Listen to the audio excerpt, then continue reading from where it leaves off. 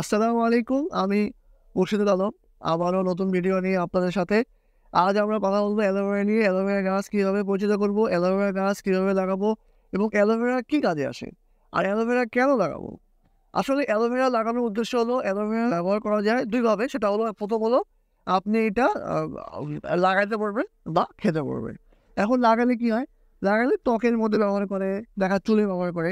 ত্বকে ব্যবহার করলে ত্বকের যে দাগ, ব্রণ এবং শুষ্কতা দূর করে। চুলে কি করে? চুলে দেখা যাচ্ছে চুলে সিল্ক করে, চুলের খুশকি চুল থেকে খুশকি দূর করে, চুলের যে মজবুত বানায় দেয়। এরপর চুলের যে আপনার রোগ দেখা যায় সেই রোগগুলা থেকে সে প্রতিরোধ করার ক্ষমতা রাখে। এরপর ত্বকের যে সমস্যাগুলো দেখা যায় যে আমার ব্রণ হয়, আপনি কি করবেন? দুধ, মধু বা সর দিয়ে অ্যালোভেরা জেলটা করে মিক্স করে লাগালে এতে কি হয়? ত্বকের যে ব্রণ দূর হয়ে যায়, দাগ দূর হয়ে যায়, শুষ্ক রাখে না। ত্বকটাকে সুন্দর রাখে। এরপর হাড় সুস্থ রাখে অ্যালোভেরা। আপনার হৃদযন্ত্রকে সুস্থ রাখতে সাহায্য করে অ্যালোভেরা জুস। অ্যালোভেরা কোলেস্টেরলের মাত্রা কমিয়ে দেয়।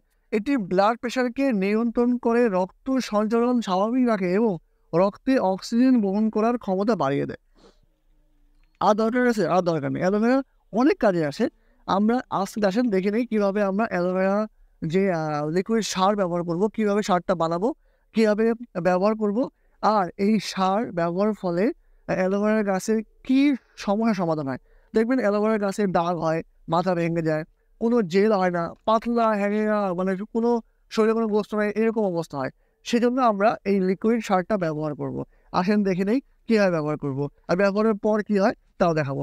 আসসালামু আলাইকুম। সাথে থাকেন ইনশাআল্লাহ।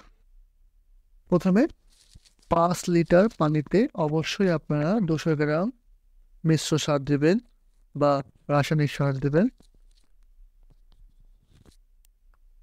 এরপর সরিষার খোল ২০০ গ্রাম শুকনাটা।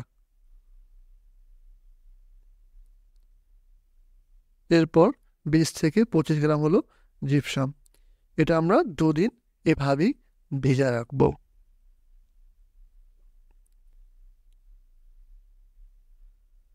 এখন আমরা কি করব? আপনার অ্যালোভেরার ভিতরে অনেক পচা ডাল আছে, পাতা আছে, ঘাস আছে বা এমন কোনো গাছ জন্মাইছে যে গাছগুলা অপ্রয়োজনীয়, সেগুলো আমরা সুন্দর করে এখান থেকে তুলে ফেলব। আমরা চেষ্টা করব অ্যালোভেরা গাছ প্রতি ১ মাস পর অবধি এভাবে পরিষ্কার করার জন্য চেষ্টা করব। আর হলো ৪ মাস পর পর যে লিকুইড সারটা আমি দেখালাম আপনাদেরকে, সেই লিকুইড সারটা ৪ মাস পর পর অবশ্যই অ্যালোভেরা গাছে প্রয়োগ করবেন। সেক্ষেত্রে আপনাদের গাছে কোনো ধরনের রোগ বালাই দেখা দেবে না। আর হলো কালো দাগ হয়ে যায়, মাথা ভেঙে যায়, মাথা ছোটো হয়ে যায়, ভালো জেল পাওয়া যায় না, আপনারা অবশ্যই লিকুইড সার ব্যবহার করলে ভালো জেল পাবেন। দেখেন আমি যেভাবে এই লিকুইড সারটা দিচ্ছি আপনারা সেভাবে দেবেন, ডাইরেক্টলি গাছে প্রয়োগ করবেন।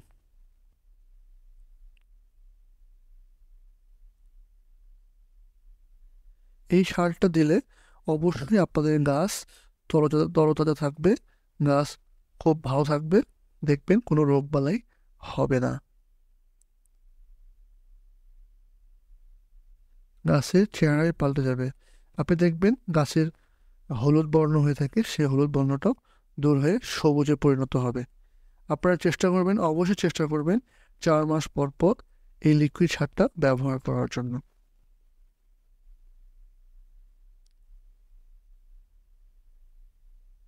দেখেন আমি কি সুন্দর করে লিকুইড সারটা ব্যবহার করতেছি। এই দেখেন আমি ৪ মাস আগে এই গাছে এই লিকুইড সার ব্যবহার করার ফলে গাছে অনেক অনেক অ্যালোভেরা, বেবি অ্যালোভেরা আসে। আপনারা ওই সারটা ব্যবহার করলে এরকম বেবি অ্যালোভেরা পাবেন। সাথেই থাকেন আর অবশ্যই চ্যানেলে সাবস্ক্রাইব করবেন, বেল আইকন দিয়ে লাইক দিয়ে শেয়ার করতে ভুলবেন না। আসসালামু আলাইকুম।